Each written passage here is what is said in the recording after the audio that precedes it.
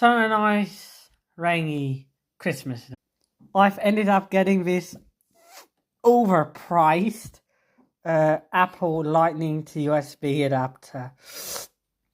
It cost me about €50. Apple, why did you price this so high?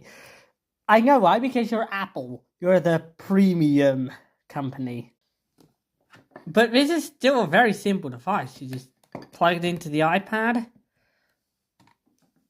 plug in your charger, and then, if that's all right, yep, there we go. The iPad is charging over there, and we can plug in anything that uses USB into here. So whether it be a storage device or audio interface or a keyboard,